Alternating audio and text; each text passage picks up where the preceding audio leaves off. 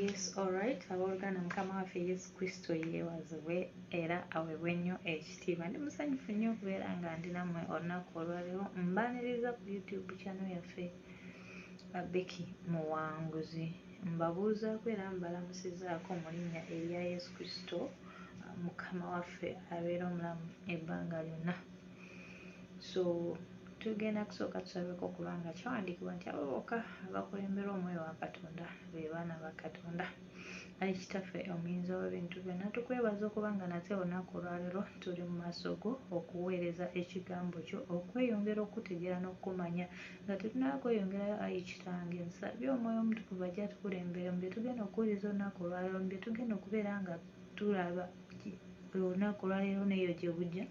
Omwoyo omutukuvu tukuyita obeere nga otukulembera, tubeere nga tusobola okubeera nga tweyisiza ddala ng'abaana bo, tusobole okumalako n'ensi eno etali nnyangu. Omwoyo omutukuvu jjangu otukulembere mu linnya lya Yesu Kristo omwana wa Katonda omulamu mwe tusabidde n'okwebaza. Yes, alright. Mwena nga mbaaniriza nnyo era mbaagala nnyo, mbaagalira ddala.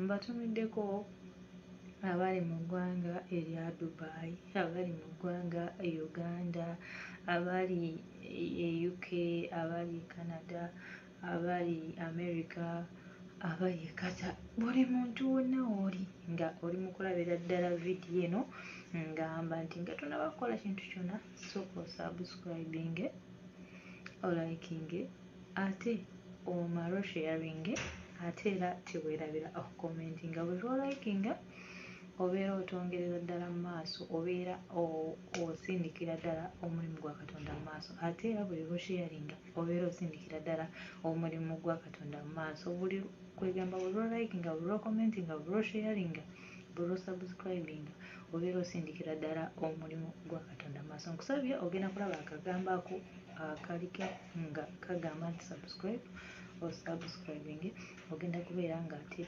okoledde ddala ekyamaanyi. So tugenda kubeera nga tugenda mu maaso. Omanyi owooluganda, sitaani yajja okukola ebintu bisatu: yajja kubba, yajja kutta, yajja kuzikiriza. Tatudde. Naye Yesu Kristo waffe naye tatudde. Lwaki Yesu Kristo yajja? Lwaki Yesu Kristo yafa ku lwaffe? Yesu Kristo yafa ku lwaffe. Ebya sitaani mbikugambye, mbikunnyonnyodde. Ye yajja kubba, kutta n'okuzikiriza. Ne Yesu Kristo waffe omwana wa Katonda omulamu eyeewaayo n'afa ku lwange, n'afa ku lulwo. Yajja n'afa ku lwange naawe tubeere abalamu. Abalamu si bano ab'omubiri guno. Yajja ng'ovudde mu bulamu bw'ensi eno obeere mulamu obutaggwaawo, ate nga n'ekirala nga togenda genda mu bulamu obutaggwaawo bwageyeena mwanattu, ng'ogenda genda mu bulamu obutaggwaawo obwa Katonda.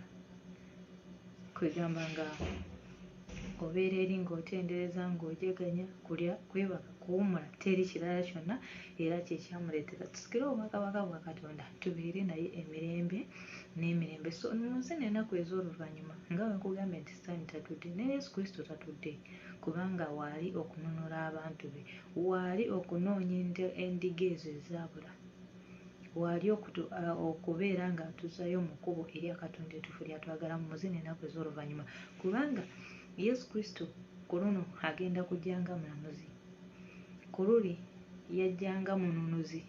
This time agenda kujja nga taliiko wadde kisa, nga taliiko wadde kusaasira, wabula bye tubadde tukola bye bigenda okubeera nga bisalawo, ogenda ne Yesu, ngenda ne Yesu, oba tugenze mu geyeena okuzikirira. Naye kya mukisa nnyo, kyamaanyi nnyo nti olunaku olwaleero wendi okubeera nga Omutukuvu atulungamya, ne tubeera nga tetugenda kuzikirira, ne tubeera nga tetugenda kugenda mu geyeena, kubanga ekyamuleeta Katonda waffe geyeena teyagikolera ffe, yagikolera omulabe sitaani eyajeema. Kubanga sitaani ogugwe gwasalibwa dda, naye gwe andaba olunaku olwaleero nkugamba nti wakyaliwo essuubi. Kkiriza Yesu Kristo abeere omulokozi wo olunaku olwaleero. Kkiriza okyuse amakubo go, ogoberere Katonda wo, togenda kubeera nga osigala kyekimu olunaku olwaleero. Era nkugamba nti era nkugamba nti no Yesu Kristo akwagala nnyo kubanga Yesu Kristo waffe tasanyukira mwonoonyi okufa nga talokose, okufa nga teyeenenyeza bibi bye, okufa nga teyeetondedde Katonda, okufa nga tatukudde n'agenda mwanato mu kuzikirira tekimusanyusangako. Kyenva nkugamba nti wakyaliwo essuubi, tukyasobola okwenenya ebibi byaffe ne tukkiriza Yesu Kristo nga mulokozi waffe, ne tubeera nga tusikira obwakabaka bwa Katonda. Tugenda kubeera nga tusomera ddala, nga tuyigira ddala bingi, ng'Omwoyo Mutukuvu ye mubeezi. Tugenda kubeera nga ffenna tukomekkereza mu bwakabaka obwa Katonda, kubanga naye tatudde, ayagala naffe tubeere mu bulamu obulungi nga bw'alimu olunaku olwaleero. Yawaayo omutango, weewaawo ensi si nnyangu, ebisikiriza omubiri bingi, naye tugenda kubeera nga tumusaba nga bwe yawangula naffe tuwangule. Bw'aliba ayita abalonde be tubeere abamu ku abo. Nkugamba nga nkusiibula ku lunaku olwaleero nti Yesu Kristo ajjirira ekanisa. Ekanisa yenze naawe, ajjirira ekanisa etaliiko bbala, etaliiko olufunyilo. Osobola otya okufuuka ebbala? Osobola otya okufuuka ekanisa etaliiko bbala, etaliiko olufunyilo? Mu vidiyo eddako tugenda kuba tulaba tugenda kusobola kufuuka tutya